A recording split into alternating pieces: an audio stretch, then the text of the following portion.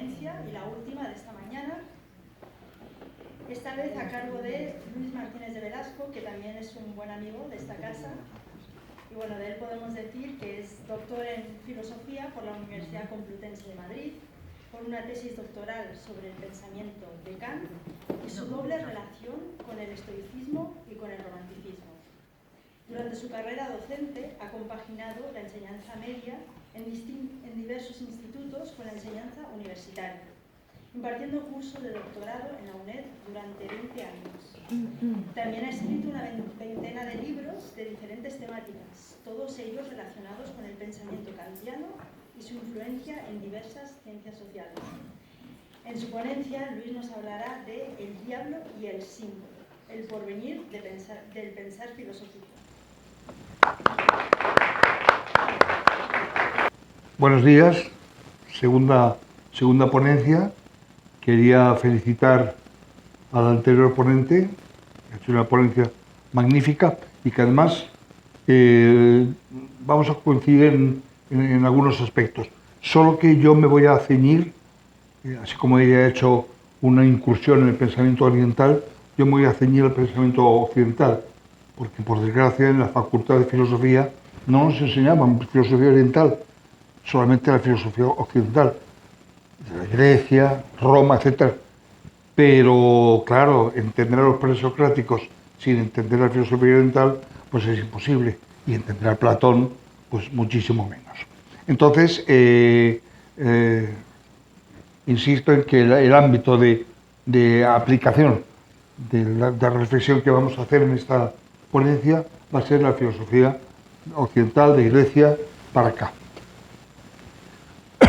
Bueno, antes de empezar a explicar el título, me gustaría citar una cosa muy interesante, un episodio muy interesante de un filósofo muy interesante también, que se llama Ludwig Wittgenstein, el famosísimo vienés, que se hizo inglés, pues casi bautizado por Bertrand Russell. Y en una carta a de Wittgenstein a Russell, viene a decirle más o menos que para él la situación espiritual, dice así, la situación espiritual de la sociedad y del hombre en los primeros 30 años del siglo XX es comparable, dice Wittgenstein, porque a él le gustan mucho las metáforas, a un individuo sentado en una rama de un árbol, con un serrucho en la mano, cortando,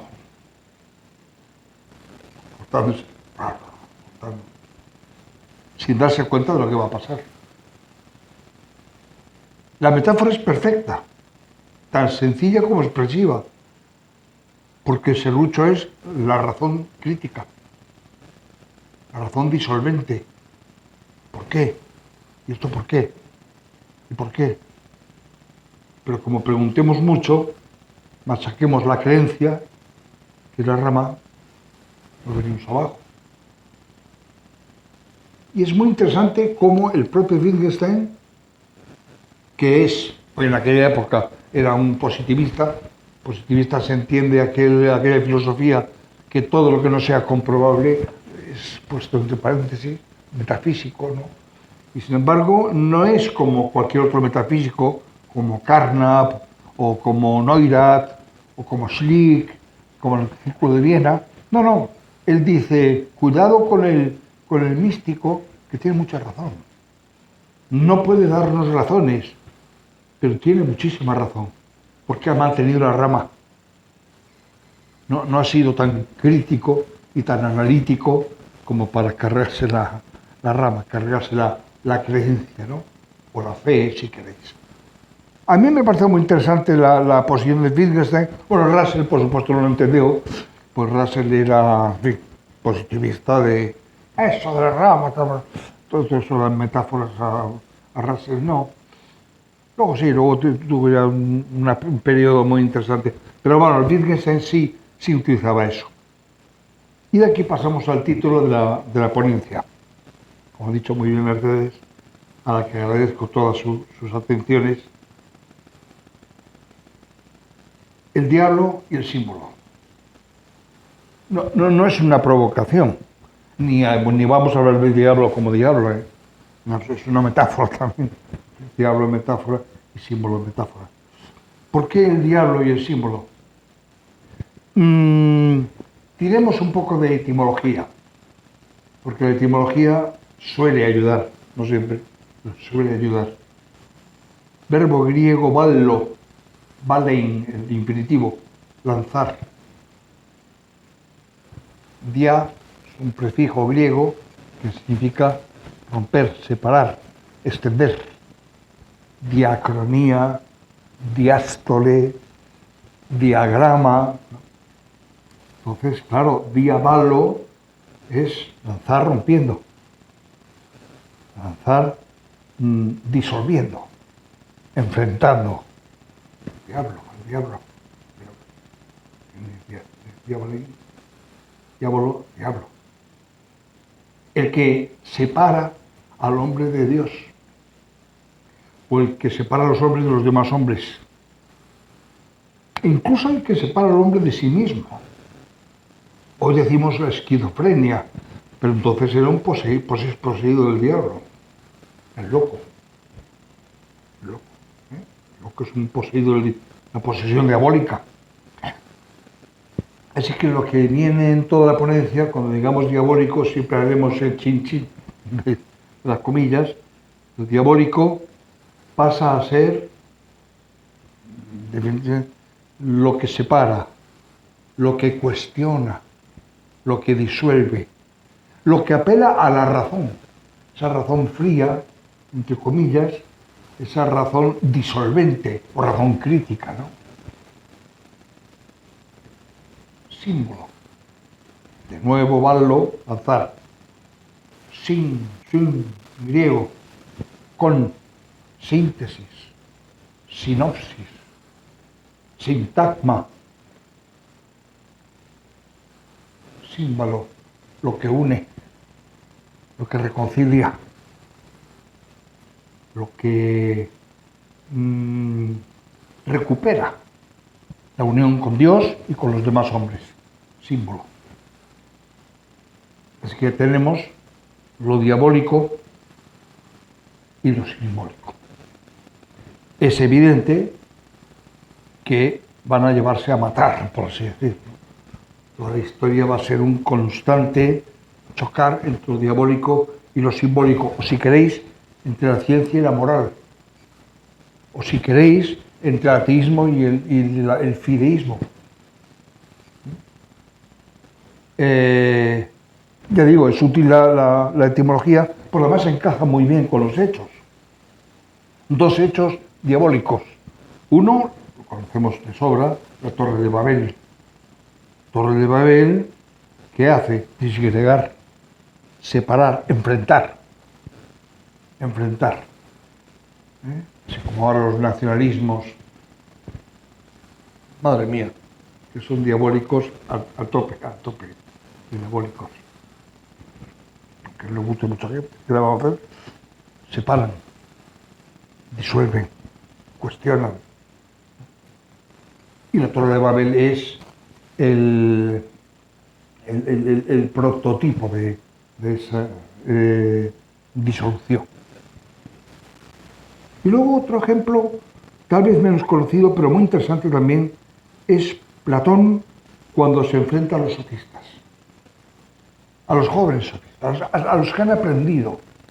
Estos muchachos, dice Platón, estos muchachos han aprendido a cuestionar, a negar, a discutir, pero de una manera irresponsable. Wittgenstein diría que son los que meten serrucho y hasta que se cae la rama, ¿no? Discuten todo, cuestionan todo. Son jóvenes, ¿no? Son diabólicos. Entre comillas, claro. Porque disuelven, porque han hecho que la vida griega del siglos V y IV, V más bien, antes de Cristo, sea una vida disolvente.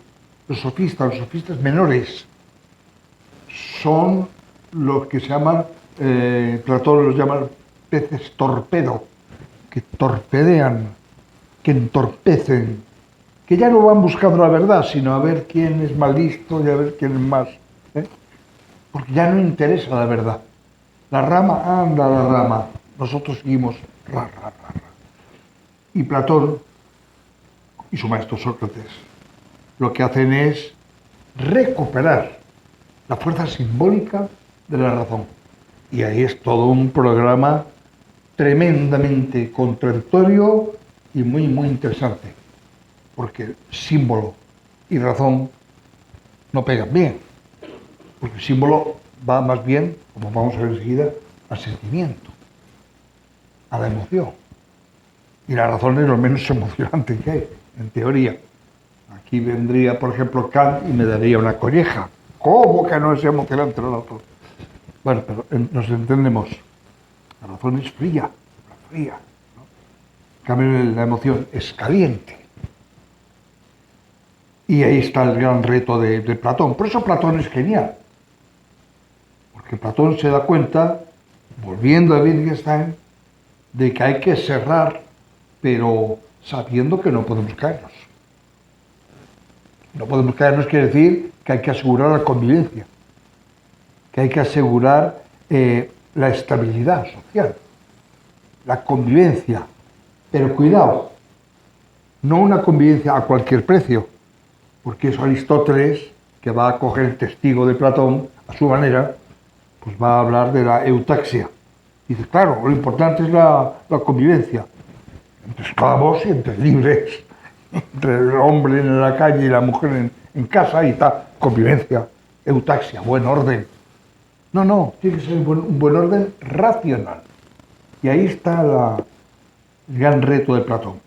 En cuanto al simbólico, hay muchísimos ejemplos, pero a mí se me ha ocurrido el simbolismo, digamos, de un señor del siglo II que se llama Tertuliano. No de las tertulias de ahora, no, Tertuliano. Credo quia absurdum. Creo porque es absurdo. Lo mejor es no razonar.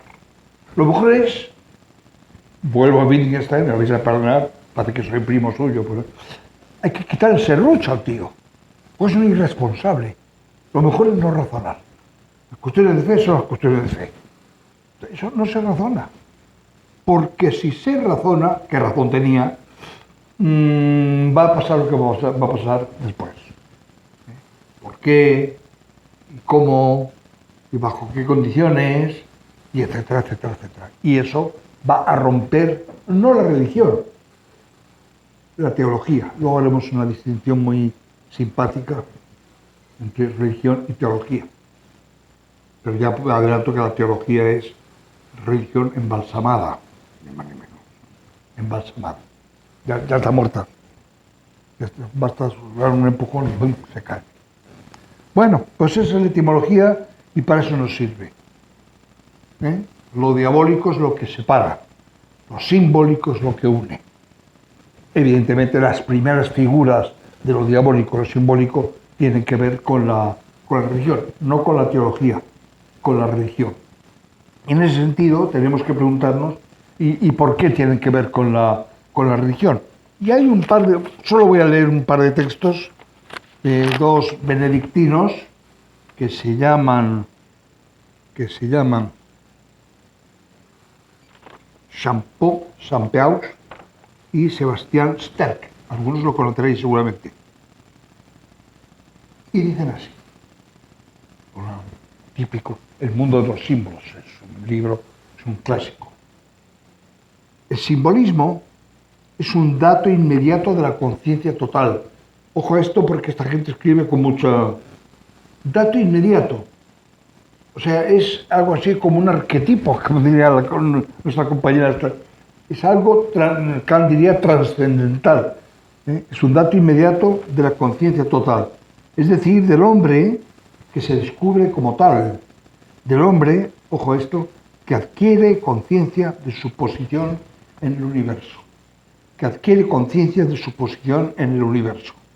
Esto es muy interesante porque significa que el símbolo es una cura de humildad y es una cura de recolocación del hombre, pero hacia un Dios. El problema está en que es un Dios antropomórfico, personal, y esto es lo que de alguna manera va a lastrar un poco todo lo que va a venir después. Quiero decir que porque la religión es antropomórfica, es fácil el paso a la teología. Y cuando es el paso a la teología, es fácil que vengan otros religiosos a machacar el. Y siguen diciendo, meditando ante el cielo, el hombre ha buscado y encontrado la única cosa capaz de dar sentido a su existencia, la revelación del orden sagrado del universo, en cuyo seno se ve a sí mismo como ese elemento material imperceptible que por su vocación espiritual da al conjunto coronamiento y fin. El simbolismo es un dato inmediato, dato inmediato de la conciencia, como después dirá Henri Bergson, los datos inmediatos de la conciencia, que tiene que ver con la fenomenología y todo el demás. Pues ese es el simbolismo y ese es su carácter, digamos, religioso. ¿Por qué? Seguro que habéis visto en la noche una noche estrellada, que es la cosa más impresionante. Eso le hizo decir a Kant, que era poco dado a la refusión, en ese sentido Kant sería muy diabólico, entre comillas. Dice, el día es hermoso, pero la noche es sublime. Un cielo cuajado de estrellas. Madre mía, parece como que solo Dios puede sostener todo eso. Pero si en el macrocosmos, por seguir con la terminología griega que retoma Leibniz, pasamos al microcosmos, vemos una pulga y la pulga con sus patas y sus patas con sus células y sus células. Y eso es una cosa infinitesimal, muy pequeña, demasiado pequeña.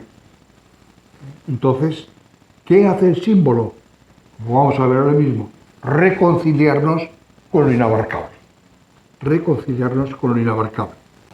O sea, realmente es imposible ver una noche estrellada o ver un niño recién nacido y no decir aquello de alguien tiene que haber aquí, alguien tiene que estar aquí, porque si no, no es posible entender esos millones y millones y millones de galaxias.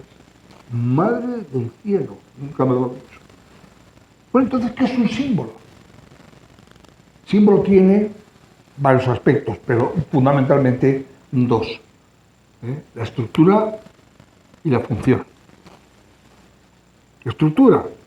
El símbolo es, como todos sabemos, es la definición casi canónica, la representación sensible, puede ser visual, puede ser auditiva, puede ser táctil, puede ser lo que sea, que nos pone en contacto con lo irrepresentable, con lo que nos hace abarcar lo inabarcable, que nos hace acceder a lo inaccesible. El ser humano necesita eso, necesita enfrentarse a lo inabarcable, pero lo necesita también en función de una fórmula, no es la palabra mejor más adecuada, de alguna manera eso que encierra todo el universo. Cuando Einstein, poco dados a las infusiones simbólicas, pone energía igual a masa por la velocidad de la luz al cuadrado, mc2, alguien le dijo, ¿cómo? Que todo el universo se encierra en esa cosita, nada más. Bueno, eso, digamos, sería un poco si no la estructura, la función simbólica. Acercarnos a lo infinitamente lejano. Pero no solamente eso. El símbolo además provoca emoción. Provoca emoción. No inquietud. No dan ganas de cuestionar. Al contrario, es una adhesión. Es una adhesión emocional. Eso es lo que provoca el símbolo. Y es una bandera, es la señal de la cruz, es lo que sea que nos emocione, que nos haga adherirnos a algo más grande. Esa es la clave del idealismo. Adherirnos a algo más grande. Solo que el idealismo es muy diabólico, más comillas todavía, porque es una idea. Aquí es un sentimiento de adherirnos a algo o a alguien más grande. De modo que en ese sentido tendríamos que el carácter sacro de los símbolos proviene del hecho de que la primera reacción ante el inabarcable es, y perdón por la expresión nazismo, la reduplicación narcisista del sujeto en un sujeto con mayúscula. Dios antropomórfico. Y así de paso satisfacemos una enorme inquietud. Dios, con todo lo que ha creado, me quiere a mí. Puedo hablar con Él. Puedo rezarle. Por eso es religión.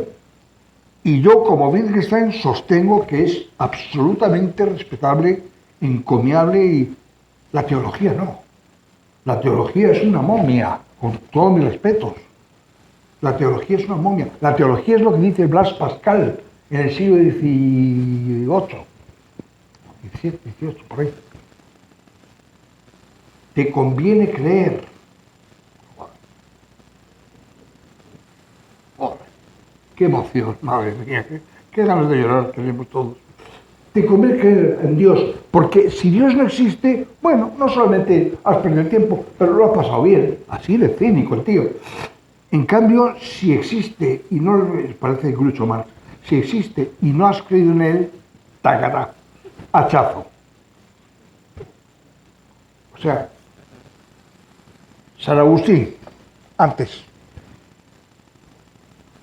creer en Dios es amar a Dios. Amar a Dios es amar. Ama y haz lo que quieras. No tiene nada que ver una cosa con otra. Una cosa es religión. San Agustín. Otra cosa es teología. Religión es como masticar una manzana con jugo, permitidme la metáfora. Y la teología es masticar madera. Te conviene. O cuando dice, es que es gracioso Pascal, dices que quieres, le dice a un cristiano, dices que quieres ser bueno, pues siéntate en esa silla y no te muevas. No te muevas. No haces el bien, pero tampoco haces el mal. No fastidies, no te muevas. Quédate quieto. Eso es la teología, quedarse quieto. No hacer nada. ¿No? Bueno, una vez que nos hemos metido un poquito con Pascal, que es obligado, pasamos entonces a lo que más teme la religión, que es a convertirse en teología. ¿Por qué? Porque la teología es poner, ojo a esto, un mecanismo diabólico, desencantador, disolvente, al beneficio de un símbolo. Al beneficio de un símbolo. ¿Eso cómo se traduce? Pues se traduce en un Dios tronante, un Dios vengativo, un Dios rencoroso. Eso es un Dios diabólico. Y claro, las personas religiosas, empezando por Jesús de Nazaret, pues las primeras víctimas son ellos. ¿Cómo que hay que amar al enemigo? ¿Pero tú qué dices? ¿Pero tú qué estás diciendo de amar al enemigo? Y poner la otra mejilla, ¿por qué estás contando tú? Subversivo, que eres un subversivo. ¿Por qué? Porque Jesús era religioso. Y los que le condenaron, teólogos. Y hay teólogos de muchos tipos. Rojos, blancos, negros, amarillos y azules. Ser teólogo es ser un imbécil, pero muy empingortado. Te digo que no sé qué, no sé cuánto. Bueno, pero el cristianismo se convirtió en teología. ¿Ha perdido los símbolos? No, porque todavía tiene el recuerdo, si me permitirá, de que el símbolo emociona, pero ahora van a ser emociones negativas. Terror. Es una emoción negativa. ¿Por qué es una emoción negativa? ¿Por qué ese símbolo es un símbolo muerto, que antes estuvo vivo y ahora está muerto?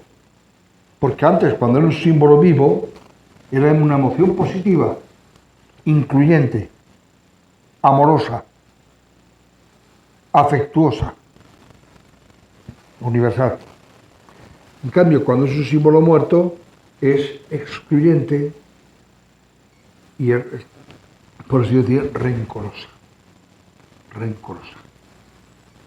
Entonces, eso es un símbolo muerto. Yo le digo a mis alumnos, cuando veis a un cura, pongo la caricatura, rencoroso, maledicente, ¿os inspira amor evangélico? No, profe, no. Símbolos muertos. Teología, pura teología. Ese sacerdote no conmoverá como conmovía San Agustín. Aterrorizará, aburrirá o simplemente te largas. Lo mejor es largarse. Cuando un teólogo empieza con las vías de no sé qué y la fórmula de no sé cuánto, os marcháis. Al cine o donde sea. Las vías tomistas, madre de Dios, menudo pestino las vías tomistas. Eso no convence a nadie, ni siquiera convence. Emocionar, fíjate, emocionar. ¿Qué va a emocionar una vía tomista? Motor inmóvil. ¡Ay, motor inmóvil! ¡Qué emoción! Eso es absurdo, emocionarse por eso. Pero claro, la teología va perdiendo espiritualidad, va perdiendo fuelle, va perdiendo espiritualidad, humanidad. Y entonces le salen 3 heridas, 2 internas y una externa. Bueno, la externa ya la habéis adivinado, la ciencia. Esa razón diabólica que disuelve, que machaca, que cuestiona, pero que es, ojo a esto que vamos a decir, no se carga la religión de momento. La religión es muy difícil, pero sí se carga la teología, porque la teología tiene visos de ciencia. Y entonces se demuestra, Covela demostrando un no sé qué, y entonces la ciencia le da caña. Hay una anécdota muy bonita que no debería contar porque perdemos el tiempo, pero es que es preciosa. Una anécdota entre Leibniz y el teólogo Fouché, un teólogo francés. Doble defecto, ser teólogo y ser francés, lo peor que se puede. Y le dice el teólogo francés, oiga, señor Leibniz era una cabeza como esta mesa, impresionante. Dice, está usted recurriendo mucho a Dios, que si la armonía preestablecida, que si Deus potest omnia et vult optima, Dios lo puede todo y quiere lo mejor, el mejor de los mundos posibles, y hasta el terremoto de Lisboa, nada, esto es un aviso de Dios maravilloso, tal. Y entonces le dice Fouché, que eso no hay quien se lo crea, tanto Dios ahí. Y Leibniz, que además de inteligente tenía de vez en cuando esto de cabreo, le escribe, estimado señor Fouché, usted me reprocha que yo recurra a Dios cada 2 por 3, tal y cual. Y le dice, ¿quiere usted que por un momento ensaye una explicación materialista sin Dios y verá que bien explico todo? Oye, Fouché le subo para atrás. Joder, no, está muy bien, está muy bien. Siga usted con Dios, siga usted con Dios. Es decir, que Leibniz conoce el secreto de que se puede explicar el universo sin Dios. O sea, diabólicamente, con comillas. Diabólicamente. El problema está en que lo diabólicamente, como vamos a ver enseguida, es inmoral. Ese es el problema. Que lo diabólico es inmoral. Y lo simbólico es, si no se convierte en teología, moral, pero con unas ingenuidades que ahora veremos enseguida.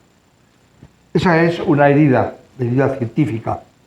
El Galileo, el otro, Newton no, Newton es cerrar en falso la herida, porque para Newton es perfectamente compatible la ley de la gravitación universal y poner flores amarillas, yo qué sé, unas cosas muy raras. A Descartes le pasaba lo mismo. Y un alumno de la facultad de mi tiempo, profesor, ¿cómo se puede poner las flores amarillas después de haber descubierto el cogito ergo sum? Dice, es que Descartes tenía la cabeza muy gorda, que le cabía todo, ¿no? Pero claro, hay cabezas gordas y cabezas que no pueden ser más gordas. 2 heridas ahora internas, las 2. Las conocéis de sobra. Una es en la crisis nominalista. La crisis nominalista. Están Duns Scoto y el gran Guillermo de Ockham. Son escoceses. Y simplemente dicen algo que vosotros, los de Nueva Acrópolis, vais a verlo enseguida. ¿Por qué? Porque los franciscanos, ambos dos, Duns Scoto y Ockham, quieren reespiritualizar la religión cristiana. Quieren volver a la religión, desteologizar y volver a la religión. O sea, volver, en todo caso, a los símbolos vivos. A los símbolos vivos, no a los símbolos muertos. A los símbolos que provocan emoción y amor, y no a los símbolos que provocan terror, tal cual. Y entonces, claro, la Iglesia, pues, ¿qué vamos a decir? Les odia a muerte. Esos zarrapastrosos que van descalzos, tal cual. ¿Por qué? Porque quieren volver al espíritu evangélico. Hay un momento donde Ockham se atreve a sugerir, es que si Jesucristo viviera ahora, yo no sé qué suerte correría con estos de los papistas de Roma. Y madre mía, eso fue tocar la herida principal. ¿Por qué? Porque el cristianismo teológico, el oficial, pues lo que había hecho haber dado la vuelta y haberse convertido de perseguida a perseguidora. Esto lo conocéis de sobra. Y la otra herida es Lutero, en el siglo XVI. Esto los franciscanos del siglo XIV. Y en el siglo XVI es Lutero. La dieta de Worms, las 99 tesis, diciendo, bueno, pues que había una corrupción, todo eso. Y entonces, en ese sentido, la Iglesia recibe cañonazos. El fuego amigo y el fuego enemigo. Y entonces se va cayendo, termina de perder la espiritualidad, a no ser que la recupere mediante la religión. Y, en fin, eso es una vía que queda abierta porque nos desviaría mucho y mi amiga Mercedes está ya a punto de sacar el cartel. Todavía no lo saques porque no voy ni por la mitad. O sea, es que tienes cara de poner el cartel ya. El cartel pesado, breve. Como decían una pintada en París, Sartre, sé breve. Bueno, Sartre era un peñazo. Bien. ¿Cuál es el problema entonces? Por decirlo de una manera muy sumaria, recuperar el simbolismo, un simbolismo fuerte, un simbolismo emocionante, pero que no sea sacro, que no recorra los caminos que llevan a la teología. Es decir, que no se vuelva de nuevo a la religión, a la teología y a cierta religión, porque no se va a poder con los ataques de la ciencia. Es decir, la recuperación, que es lo que vamos a ver en la segunda parte de esto, la recuperación de lo simbólico ha de ser tragándose lo diabólico, tragándose lo racional. ¿Y por qué tiene que tragarse lo racional? Porque si no se lo traga, lo racional llega y lo devora. La fuerza de la ciencia es enorme. Hay un momento donde la teología más inteligente, como San Alberto Magno y Santo Tomás incluso, intentan fagocitar un poquito, tal, porque se da cuenta de que la teoría de Tertuliano de ciencia no, fe sí, eso nos lleva al abismo. Y esa recuperación nos lleva a la segunda parte de la ponencia, que va a ser más interesante. No sé si la primera ha sido muy interesante, pero ya. Vamos a nombrar al mejor filósofo que ha habido en la historia. Que no soy yo, no, es Immanuel Kant. Immanuel Kant, el gran filósofo. Immanuel Kant escribe, como todos sabemos, bueno, 3 críticas, pero ahora nos interesan 2. La razón teórica y la razón práctica. Son 2 críticas que van tan contrapeadas. Ya habéis adivinado que la razón teórica va por el lado diabólico, ya no digo más comillas, pero no hay comillas, y la razón práctica, moral, va por el lado simbólico. ¿Por qué no se pueden ver? Cojamos un tema muy delicado. Es la manzana de la discordia. Entonces, Antes y ahora también. El tema de la libertad. El tema de la libertad.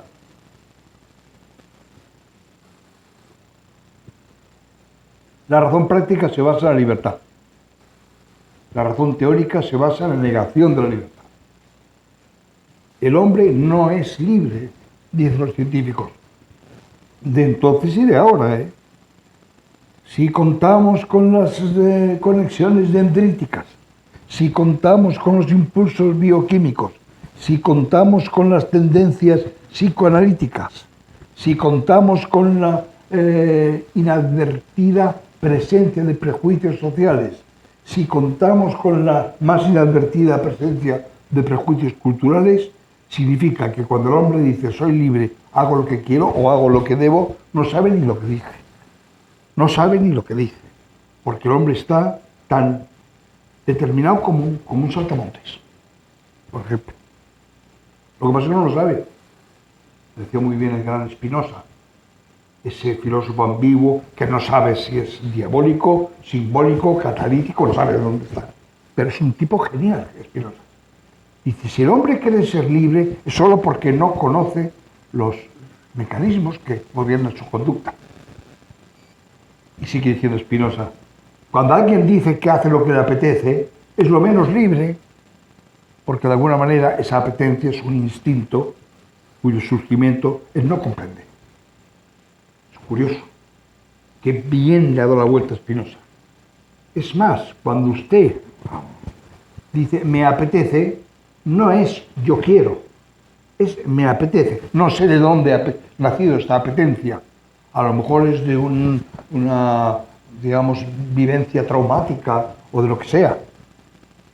Pero hacer lo que a uno le apetece parece que es la máxima libertad, pues es la máxima esclavitud.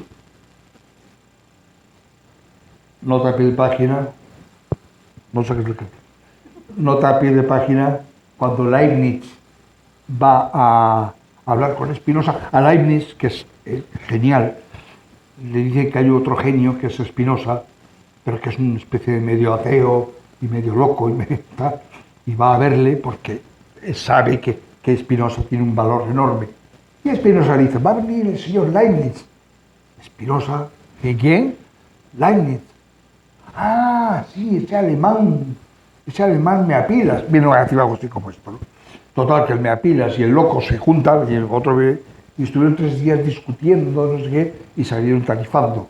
Leibniz a su Hannover y el otro se quedó en La Haya, ¿no? La esta. Pues bien, Spinoza ha sabido ver que la libertad es un fantasma. Spinoza, ya lo habréis visto, forma parte de la razón diabólica. La razón diabólica. ¿Por qué? Porque al final todo es necesario. Todo es ordenado, todo es inexorable. Y como no hay libertad, ni hay responsabilidad, pues no hay moralidad. Con lo cual, lo simbólico es o ignorancia, o estética, o ganas de perder tiempo. Nota a pie de página. Spinoza no hace lo que dice. Nadie hace lo que dice, casi nadie, en el sentido estricto. Porque, claro, decir...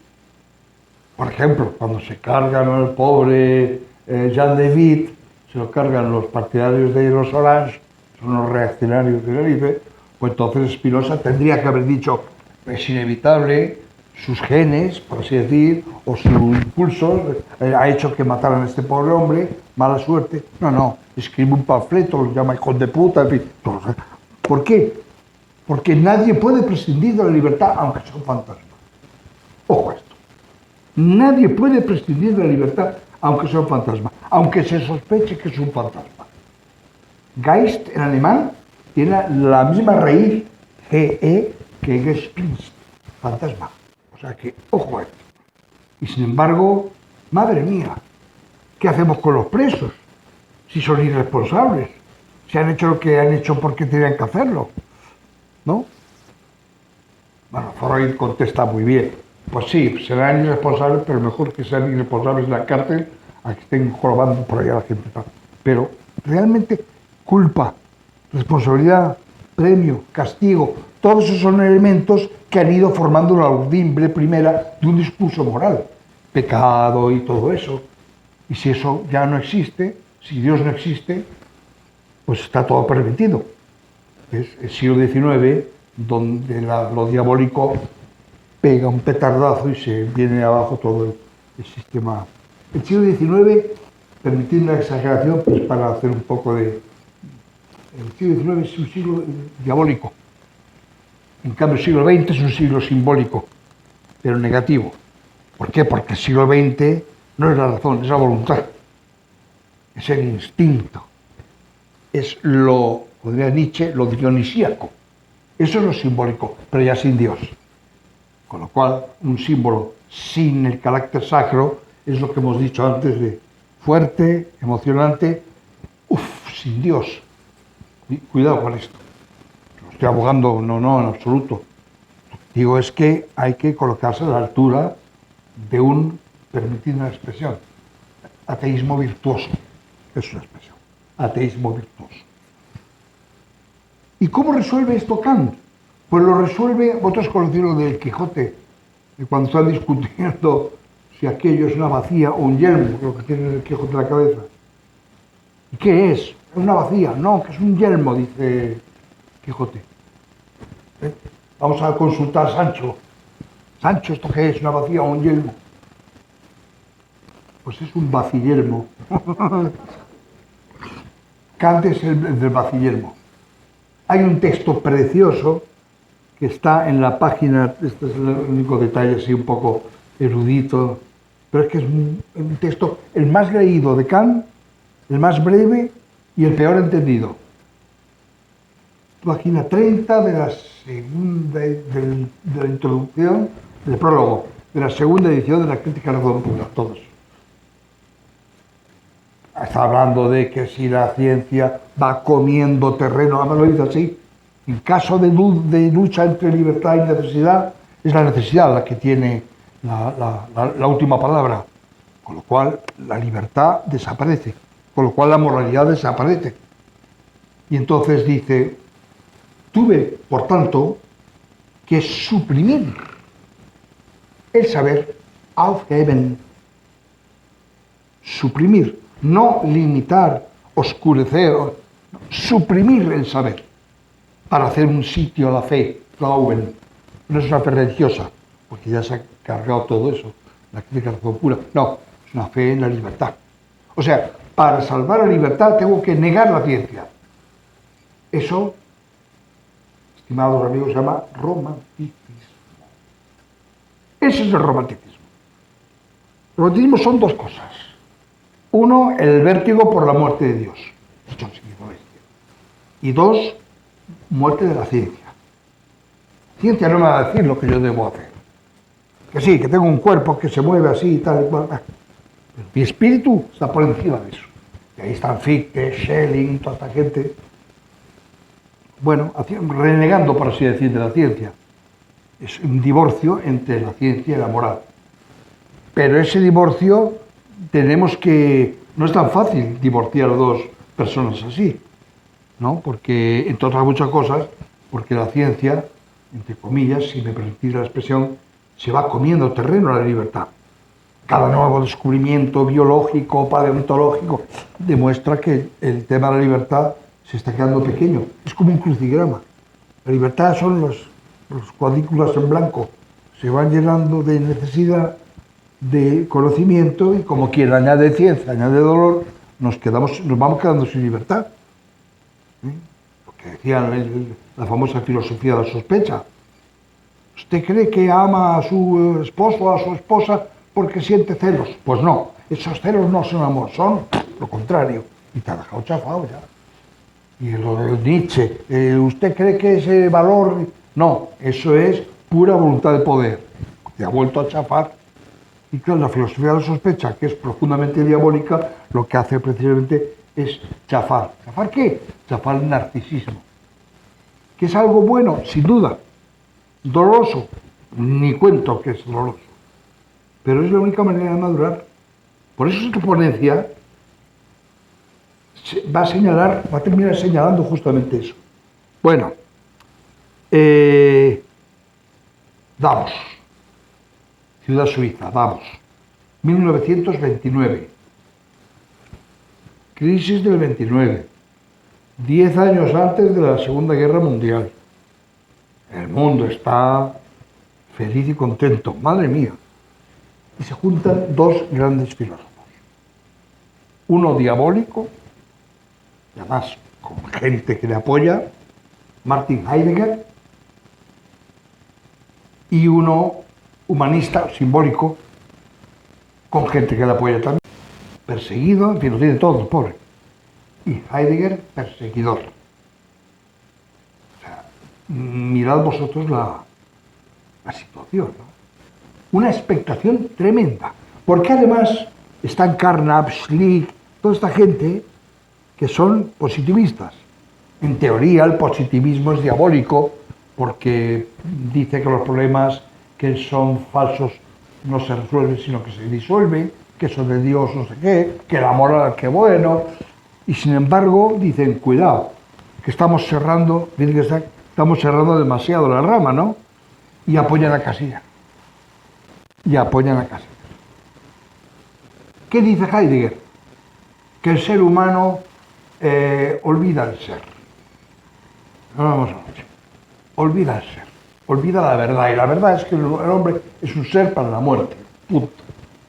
Y que todo lo que no sea una meditatio mortis, todo lo que no sea estar constantemente me voy a morir, no vale la pena nada, me voy a morir, bueno, pues en cuanto juega a la lotería o come una paella, está olvidando.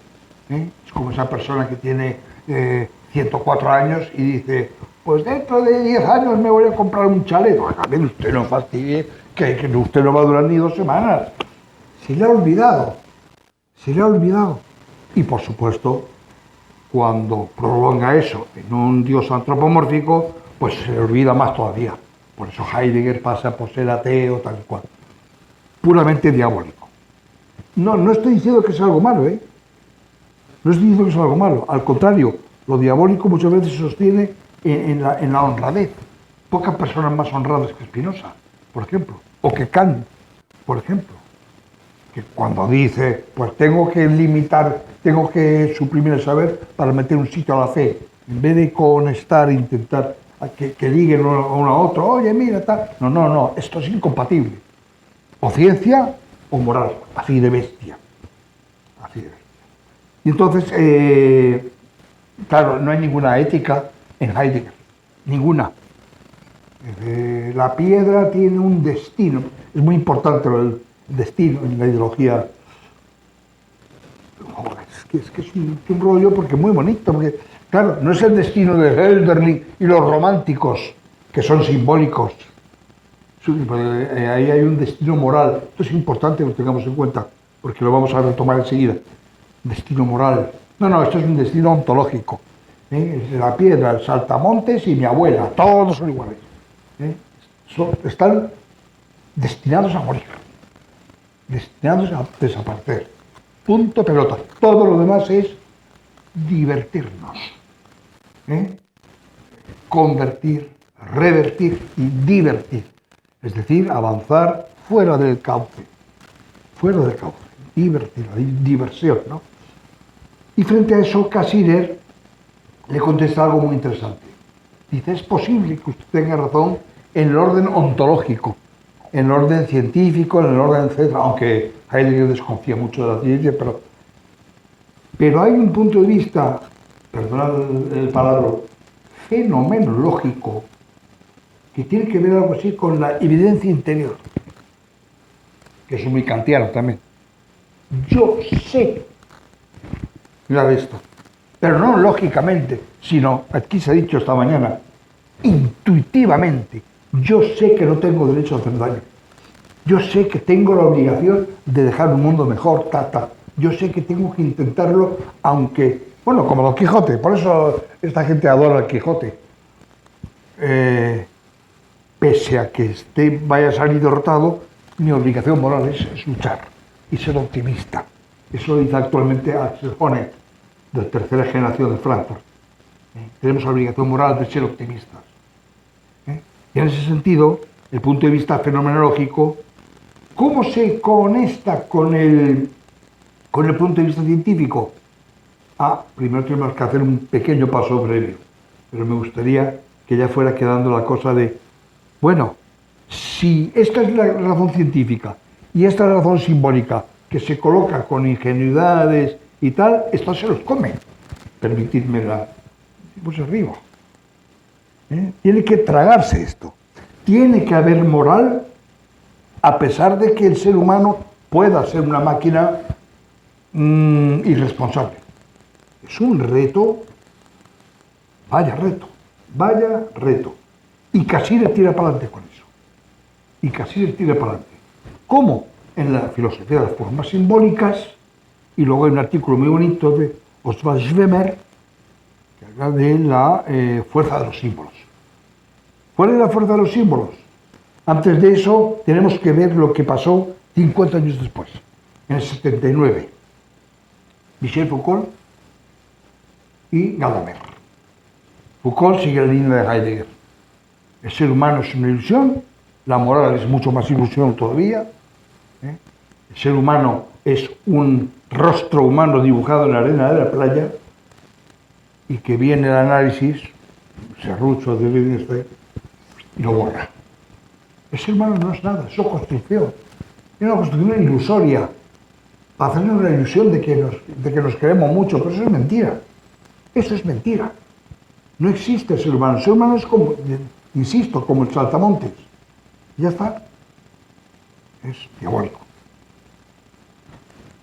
Hay muchos más problemas, pero ¿para qué no vamos a...? Gadamer. No. El ser humano puede engañarse. El ser humano puede ser una máquina. Y sin embargo, en nuestro interior, al final, después de todo esto, está San Agustín. En mi interior sé, insisto, el verbo, sé que no tengo derecho a hacer daño. Aunque no haya premios y castigos, aunque no haya necesidad de amenazas, aunque pueda decir ante el juez, no fui yo, han sido mis sinapsis. Vaya, esto es la mierda, sinapsis, esto no vale. Esto no vale.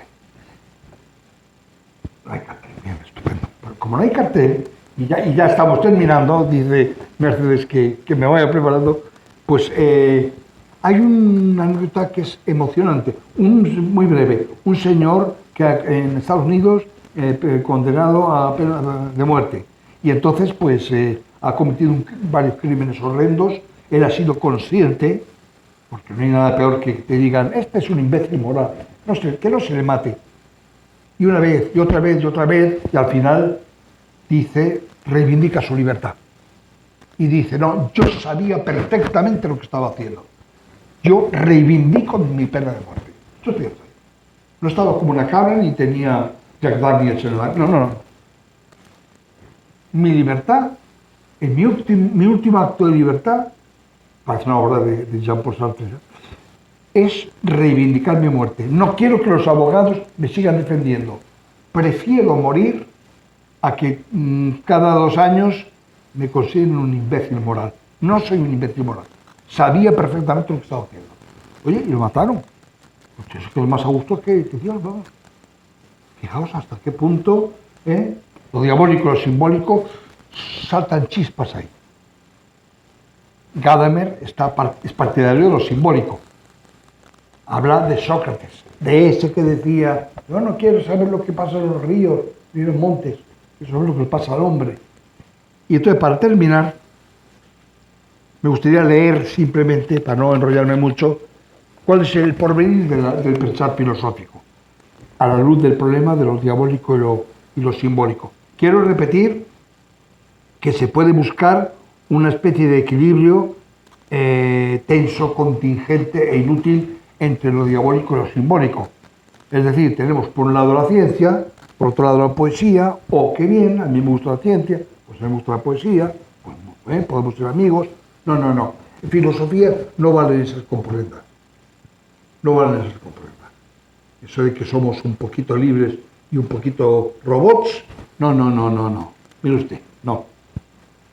Entonces hay que, digamos, prestar atención a una especie como de lógica del universo. Una especie de lógica del universo, o bien a la espera de que haya un cierto sentido final, con lo cual sería un resto teológico. ¿Por qué tiene que haber un sentido final? Cuando decimos sentido, estamos queriendo decir sentido antropocéntrico. Claro que tiene sentidos, pero es un sentido donde el nacimiento, la muerte, la destrucción y eso, pues son perfectamente figuras de orden, pero no es nuestro orden.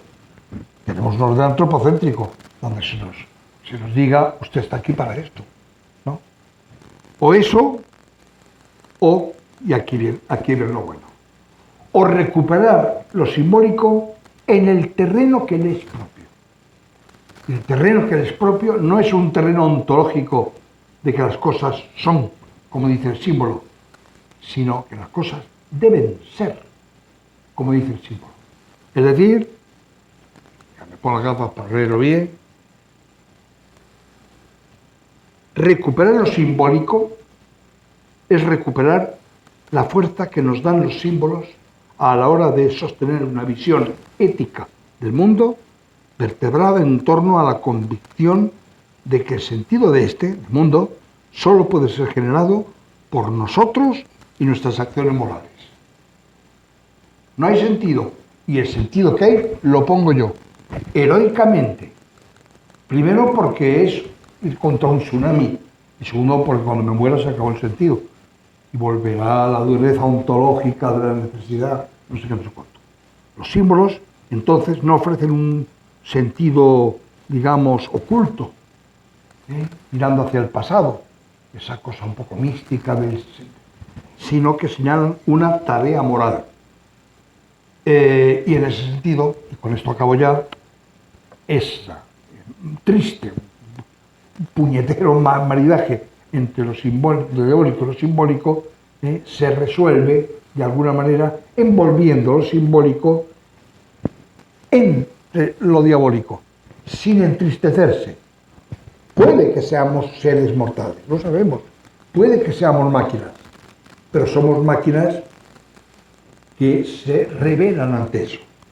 Pese a todo, y aquí está la gracia del romanticismo primero, no de Espronceda, pese a todo, sabemos que tenemos la obligación moral de amar a los demás, etc. Claro que el diabólico, el Spinoza, dirá, usted está programado para decir eso. Bueno, pues si estoy programado para decir eso, resulta que lo digo porque estoy programado para decir eso. Y sin embargo, es lo más honesto que puedo hacer. Y esa honestidad se escapa a la lógica de lo diabólico. Y dejamos ya lo diabólico, lo simbólico, y muchas gracias.